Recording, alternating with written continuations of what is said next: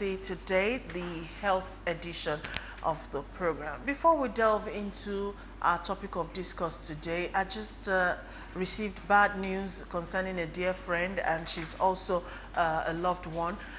For a lot of Nigerians, if we all recall, Nollywood actress Eukarya Anonobi, she's actually bereaved at the moment. Her only son, Raymond Egbu, passed yesterday morning after another sickle cell anemia related crisis.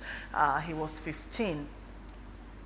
We pray the good Lord to grant her the fortitude to bear this loss. My heart is so heavy at this time because I know what she's been through since she gave birth to that boy till now.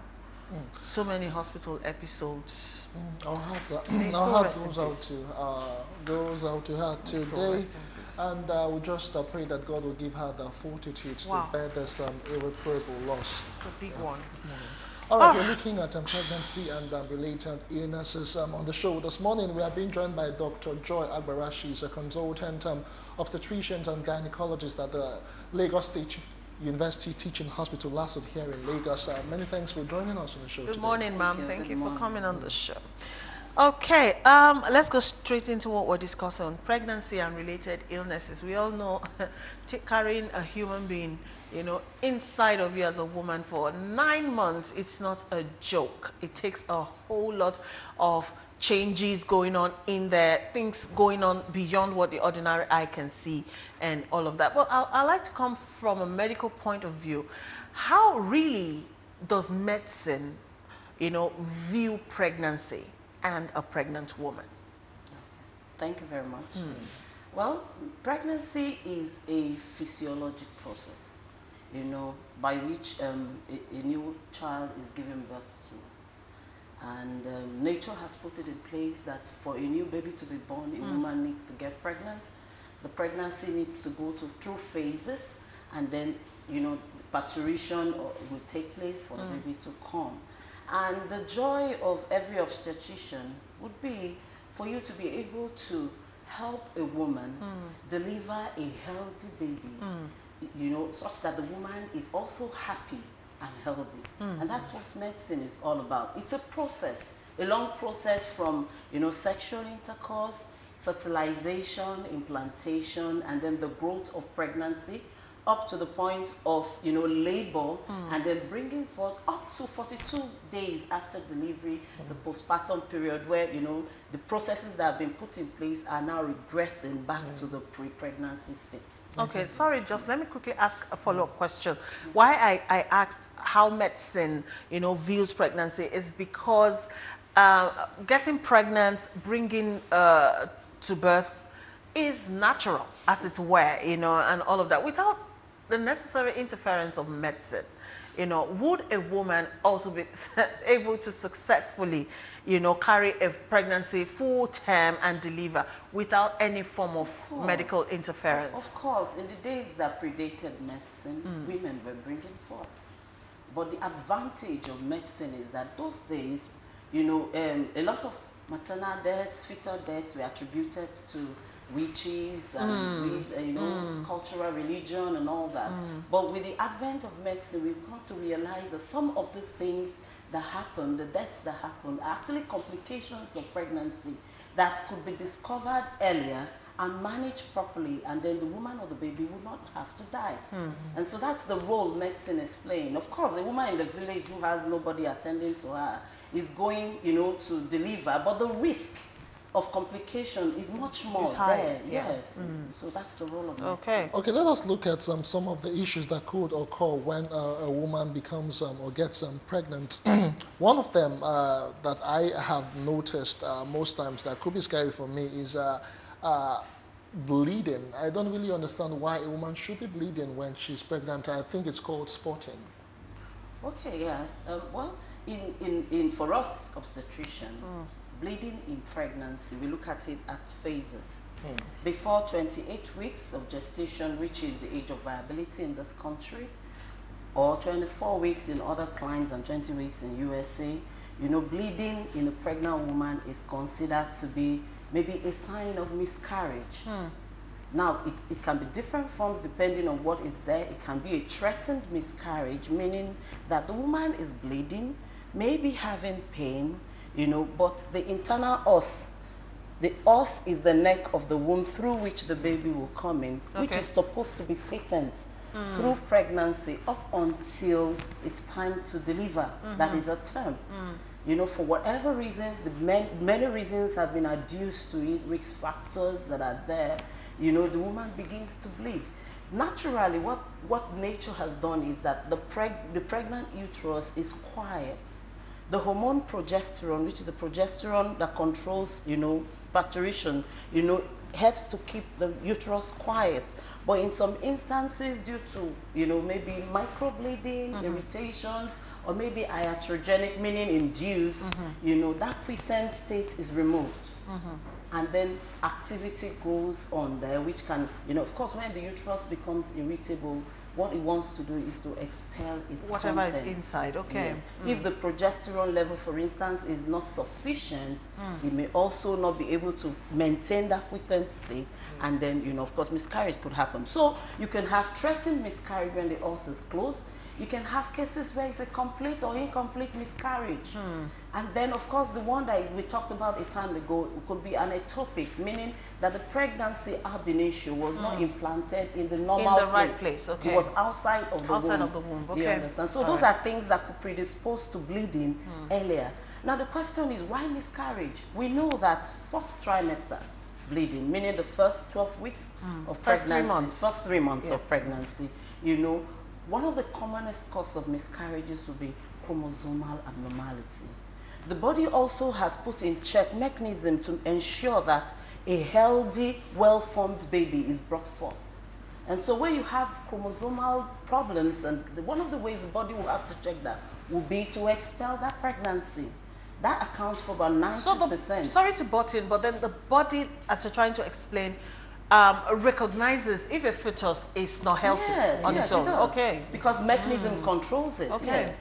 The body will expel that. But in about 10% of pregnant women in their first trimester, other causes could not come in. Okay, now let me ask, how is what you've described now different from, you know, some allegations some women put forth that they actually still go through their monthly menstrual cycle not knowing they're pregnant, and then they're still having their menstrual cycle? How is that different? Well, for those women, we see a lot of, you know, not I've very experienced common. it. Yes. Yeah. Now, the question would be, we have different types of bleeding that may not be threatening. Okay. Implantation bleed. Implantation, this pregnancy has, you know, come into the womb proper, and is trying to burrow into the layers of the womb. Some women may bleed. The degree of bleeding may vary, you know, from woman to woman. Another cause may be that the placenta in itself is not implanted in the normal place. Maybe it is low-lying. Okay. You know, and for every activity, there is an irritation there, and you can have bleeding. So for those women that say they bleed in pregnancy, you need to look at it very well, because normally a woman should not bleed when she's pregnant. And then you have some other incidental causes, you know, that may not be related to pregnancy. For instance, cervical changes. You may go there, a woman has a polyp, you know, that becomes more prominent in pregnancy. There may be erosions and all that, and those may be the cause. And then one of the things that is common now again is cervical cancer. Cervical cancer can exist with pregnancy, and so this woman is bleeding. For her, she's just bleeding. But when you do a speculum examination, you find that she has a cancer. Wow. All right, we'll come back to you, Doctor. Let us bring Ibadan now to this discussion. We are being joined by Dr. Nike Bello. She's also a consultant obstetrician and gynecologist at the University College Hospital in Ibadan. Good morning to you, Dr. Nike. We are looking at complications and, of course, illnesses associated with pregnancy. As we commonly know now, most times when a woman is pregnant, she has nausea, fainting spells, and vomiting. But at what point can this vomiting be a bit dangerous and they will need to seek a medical attention? When does it become a problem for the men who can stand it? Okay.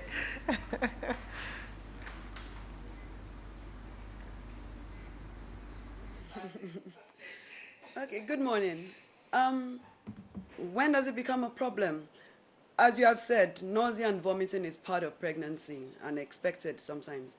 But it becomes a problem when you cannot tolerate anything, that there's nothing that you can eat and keep down. Even water sometimes. A woman becomes dehydrated. Her electrolytes, that's the minerals she has, they are not in the right proportion.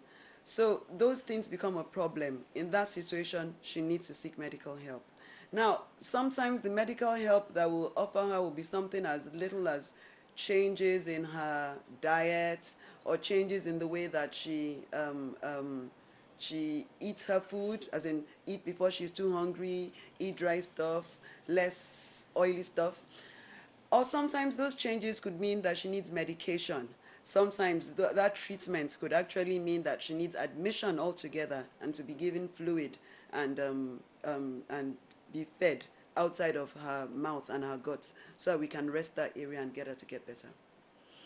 It's about, what you described, is it the same thing as what they call hyperemesis gravidarum? One of these medical terms that is so hard to understand.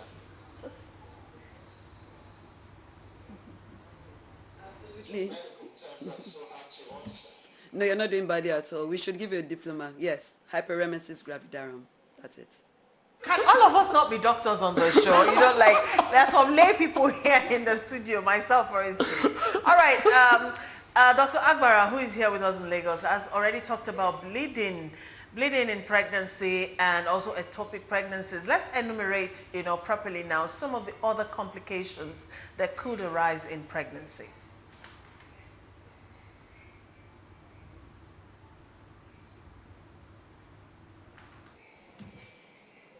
Okay, other complications outside of bleeding. Oh dear, I could write an encyclopedia on them. There are so many.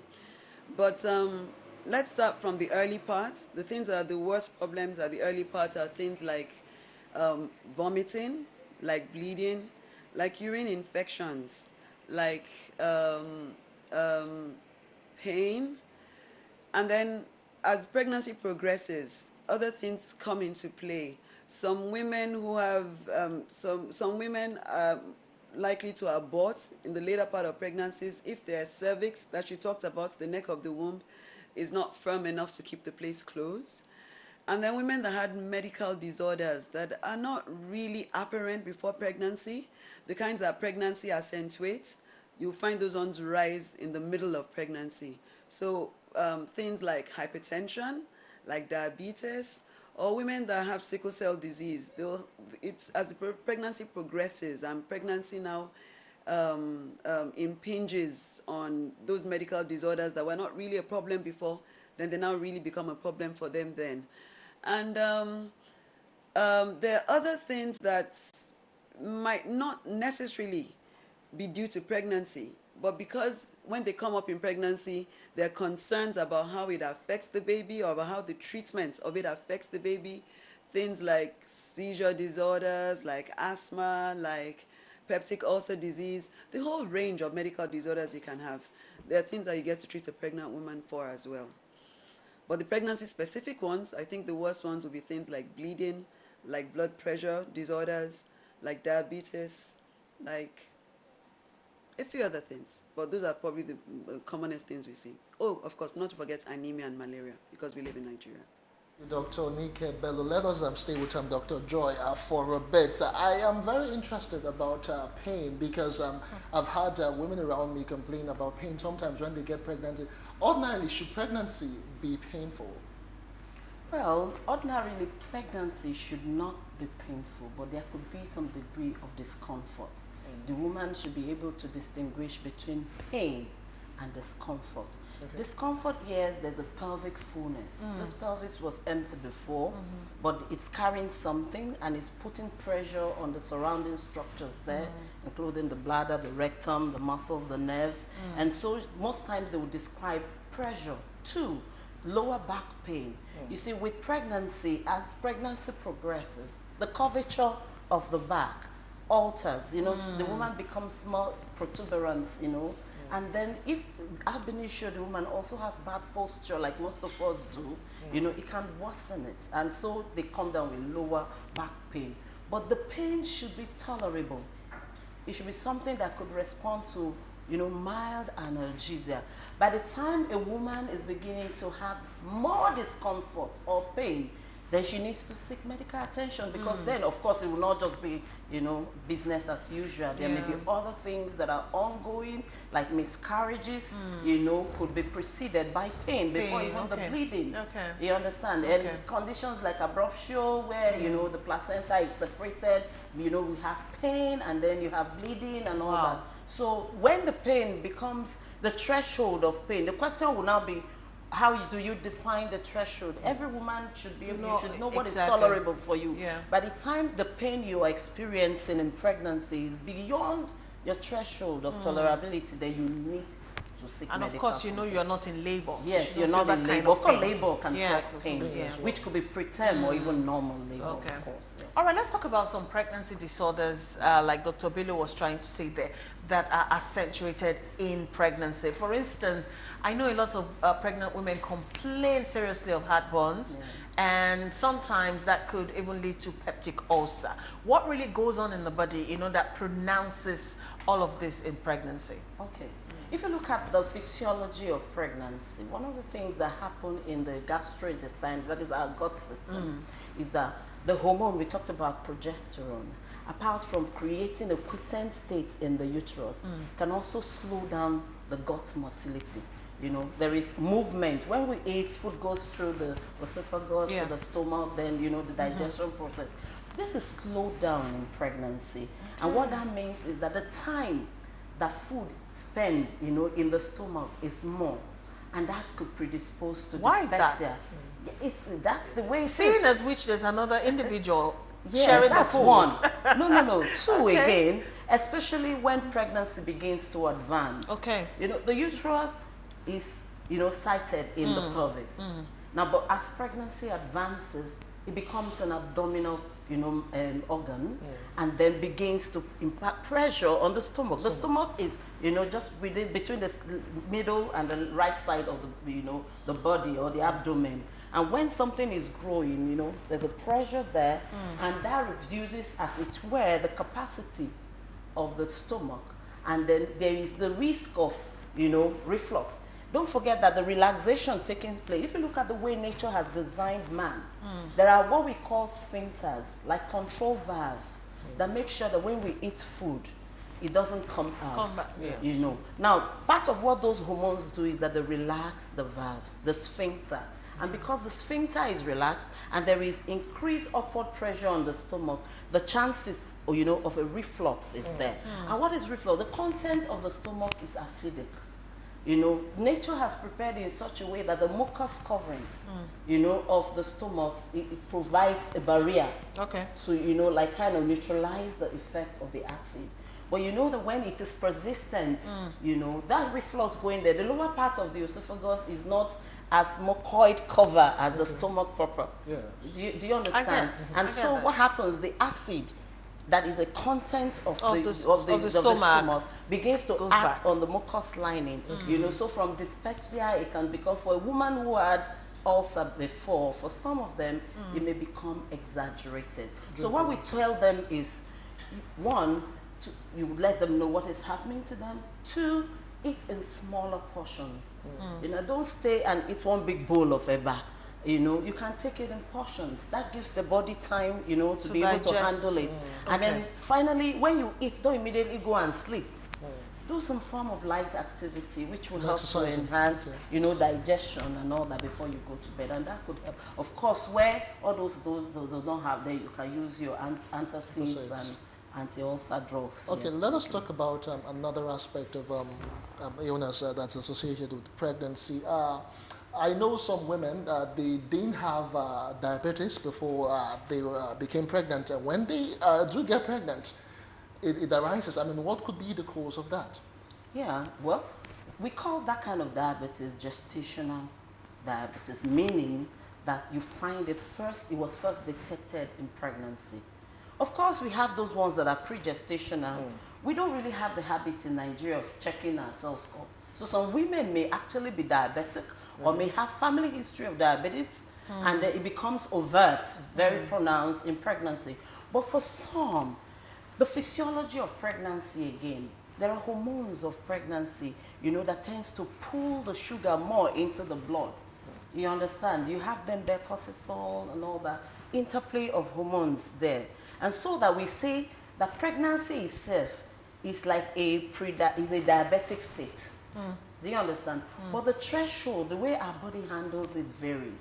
For those one who have the risk of developing gestational diabetes, your risk is increased. The risk is increased. Okay. Meaning a woman who has a history of diabetes, a woman who has had gestational diabetes before, a woman who has a first-degree relative who is diabetic and all that, an obese woman and all that, the risk factors are there. Yeah, okay. Do you understand? So for those ones, you say, okay, so the pregnancy state is a heightened state for these women who have this risk. Yes. All right, let's go back to Ibadan for a bit. Dr. Nike Bello is still on standby. All right, Dr. Bello, let's talk about pregnancy and malaria. What makes a woman who's pregnant having malaria a very dangerous situation?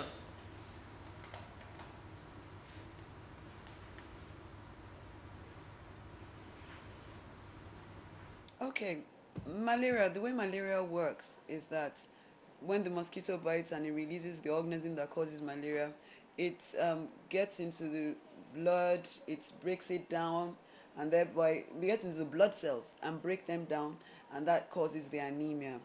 It also, the parasites also sit in the placenta, clog up the whole place, and reduce the amount of space there is for oxygen and for nutrients to pass across from the mother to the baby. So the effect on the baby is that those malaria parasites are inhibiting its nutrition and inhibiting its oxygenation. So that baby is not growing like it should. So when malaria is unchecked or improperly treated, it has debility on the mother. She's becoming anemic. She's becoming, she's not at par because of this infection that she has, and it has effects on the babies as well. It's more likely to affect women with the first, and literature says also the second pregnancy. Maybe because their bodies have not learned to cope with this new pregnancy state and malaria, and then when you have had more pregnancies, your body does better with it. But they're the ones that are affected most, especially first pregnancies. And like I've said, both effects on both the mom and the baby. And they can be devastating. If those babies go unchecked, the babies become too small, and after a while, they can die before they are born. Devastating. If those babies go unchecked, the babies become too small, and after a while. Another complication I have noticed with pregnancy is that of hemorrhoids. I don't really understand. I've heard of women complain of having hemorrhoid-like symptoms when they are pregnant. Can you explain more?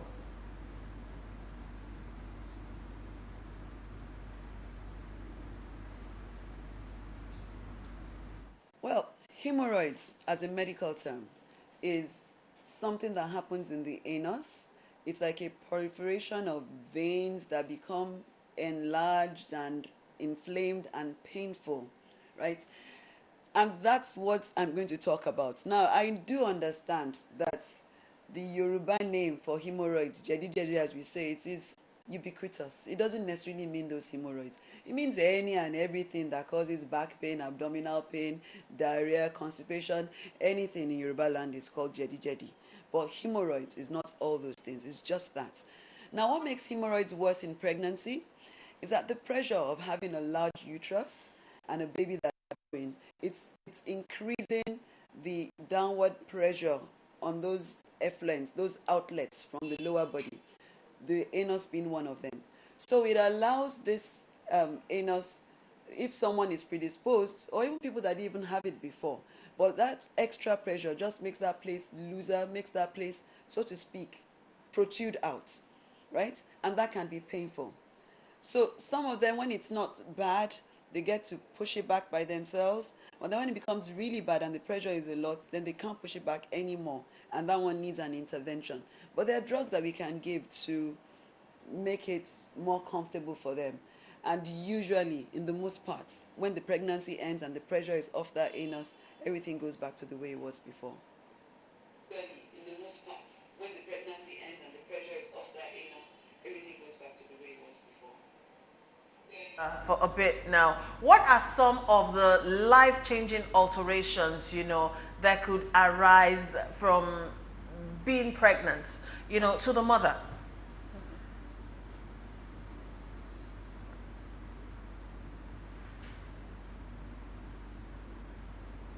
Life changing. Okay. Um, it could be anything as simple as changes in body image, because body image is important to women. I see women that cry that they can't see their toenails anymore, they can't paint their tails, they can't paint their toes, they can't see their nether regions. That's important enough to some. But it could also be something as important, okay, still on body image. Things that change are things like stretch marks that you get during pregnancy. You never get to get rid of them, unfortunately. You can use something like shea butter to make them not so obvious, but they don't go away. So that's a life change. But there could also be more important things. For instance, like I said, women that have those medical disorders that weren't so apparent, right?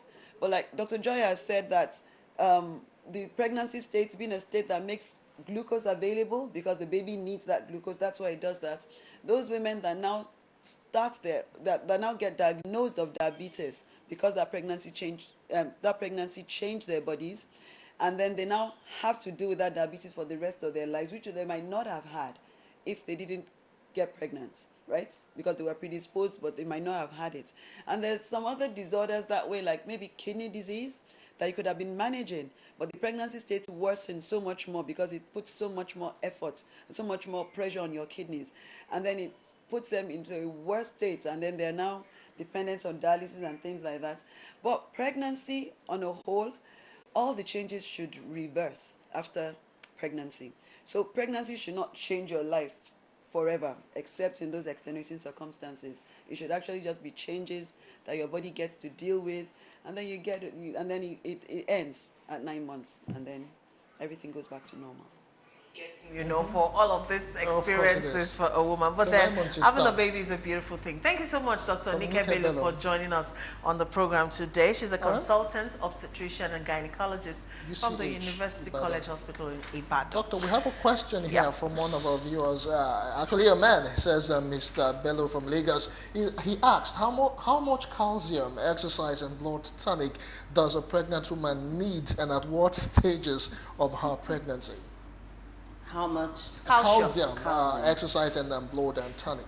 Okay, one of the daily requirements, for women that are pregnant, is for you to give ferrous and folic acid. Those ones are important for the woman and for the baby that is growing. Very important. But I think doctors fail to give an education to first-time mothers about folic acid. Yeah, no, folic acid is very, very important. Yes, but you know the education I'm talking about. What to expect in your poo-poo, because that can be very scary. Okay, no, it's not the folic acid. It's not the folic acid that makes the poo-poo dark, black. Yes, it is the ferrous, the iron. Okay, the iron that is causing that. I think you should give us like an education to tell us what to expect. Why iron and folic acid? Why are these very necessary? Iron, because of course the baby that is growing increased demand. The baby has to form its own blood cells and is dependent on the mother. Now the folic acid, very essential for cell division and all that, especially the development of the nervous system.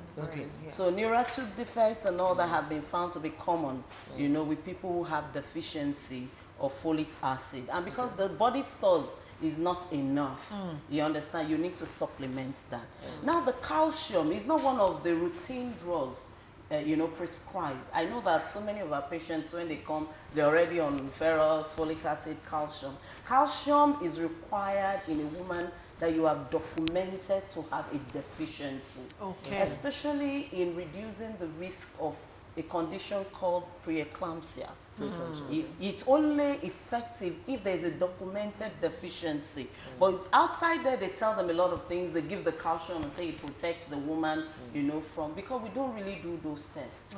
And that's why it's done. But the two essential drugs, like I said, are the ferrous sulfate and the folic acid. Okay, you also mentioned preeclampsia. What's that? Can you break it down to us? Okay, preeclampsia is one of those problems of pregnancies. In fact, it's one of those disasters that could happen. It's a multi-systemic. It's one condition that can affect any system in the body. And what is it? There is elevated blood pressure. The woman's blood pressure is more than 140 over 90 millimeters of mercury. You understand? You take it at 2 different times and it's that. And apart from that, when you test that urine, you see protein there that is significant. Now, it's a harbinger of another, extreme one called eclampsia because it progresses. Okay. So it can progress to the point where this woman, apart from having elevated blood pressure with protein in her urea, she's also beginning to have seizures. Whoa. Wow. Yes. And that is a killer. So preeclampsia is something you do want to happen, but you cannot control it. So the first thing is a woman needs to be properly educated.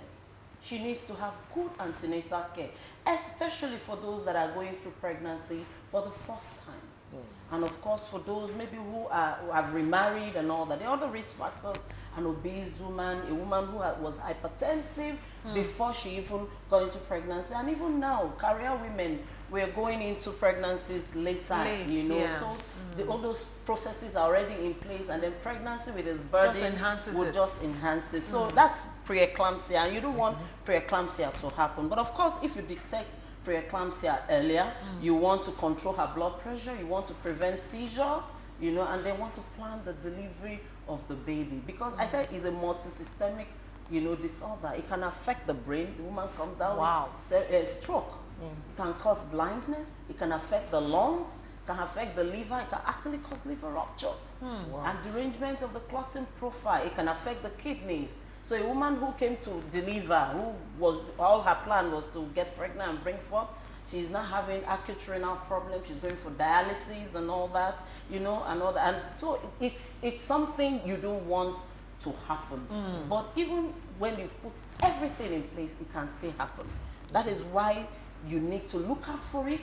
When they come for antenatal clinic, the things we do regularly is we check their body weight, we check their blood pressure, and we test their urine. Okay. And of course, when you're able to pick it, you're able to control with drugs. And where she's not responding, then you plan her delivery before things go on.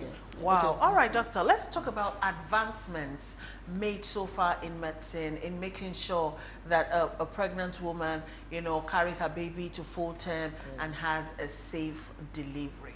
Okay. What are the advancements? Yes, knowledge generally, antenatal care. Now we know that women die in pregnancy not because there's a witch in the village, For instance, you test a woman, she's anemic. Medicine has told us about what it should be, normal. This woman's blood level should be 30% in Africa, or 33% worldwide, and that anything below that is inimical to her health and to that of the baby. Now, because we know that, we are now able to supplement. You're able to test and then correct. Correction is with drug and blood transfusion. So one of the advances is also improvement in blood transfusion. We talked about the myriads of problems, including bleeding in pregnancy. Yes. A woman can bleed to death within minutes. You understand? But because of the improvement in blood transfusion, vis-a-vis, donation, screening for diseases and all that could be, transmitted with pregnancy, you could save life with blood transfusion. Okay. Another thing that has advanced is surgery, anesthesia. Those days, women died from anesthesia, the complication of anesthesia, but that's advanced. Now we're talking about general anesthesia, regional anesthesia, spinal, the woman is awake, and she can go Epidurals through and all epidural, that, labor, it's tolerable and all that. So those are advances. And beyond that, you have high dependency units, you have renal dialysis. So a woman who has gone into acute renal failure, for instance, doesn't need to die. You dialyze her. And of course, renal transplant is taking place right now. So medicine is advancing knowledge. Ultrasound for us in pregnancy. Ultrasound, oh, beautiful. A woman is pregnant, she has missed her period, she is happy. But where is this pregnancy?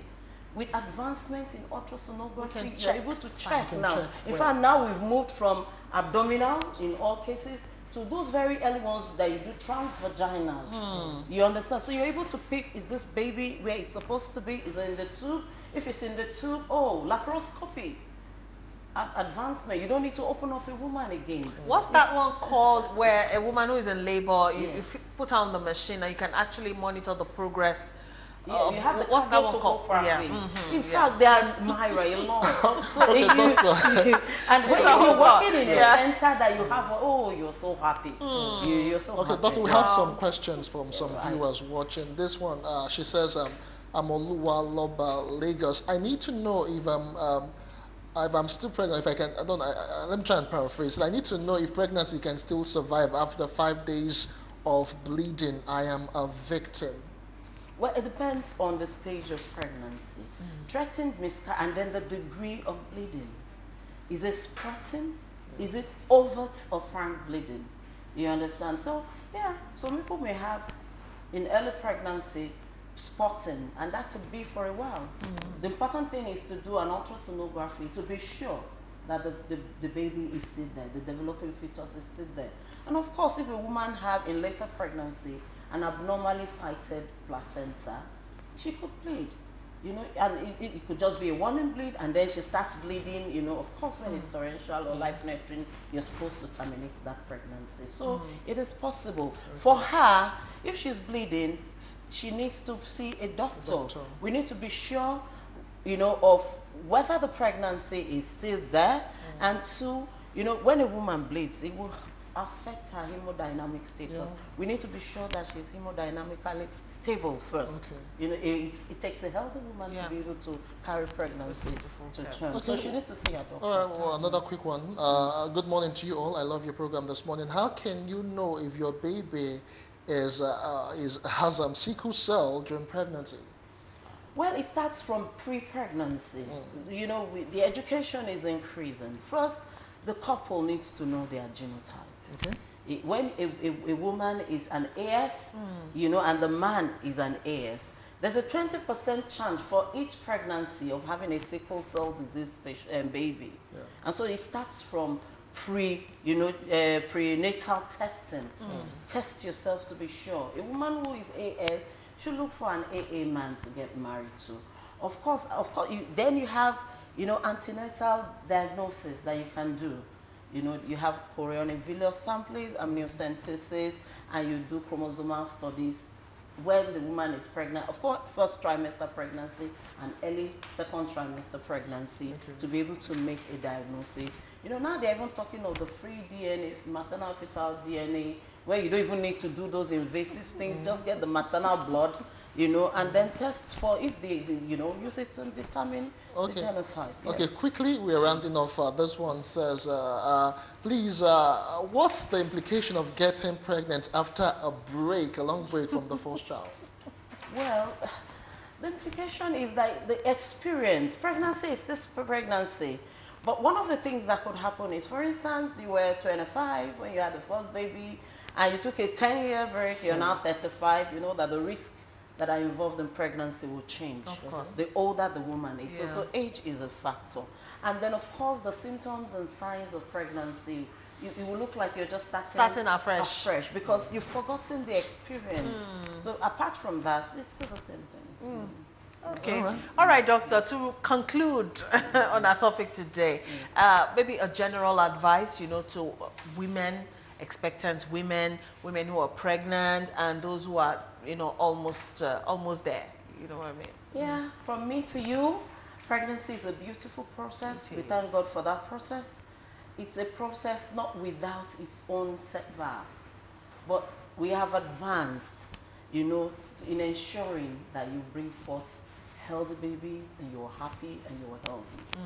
My advice is take advantage of the antenatal services. You know, seek for information, register. A lot of us come, you know, we stay at home. Too many people deliver at home. They only come when the problem, you know, is far gone and there's little you can offer. Take advantage of the antenatal services. That is one. Two, are employed governments. Antenatal services should be highly subsidized. One of the challenges is still this out-of-pocket payment. Most women don't go to the hospital not because they don't want to go, but they don't have the wherewithal. Our women need to be educated. They need to be financially empowered. And then our men should also be supportive. when a woman has all that, it makes the experience more beautiful.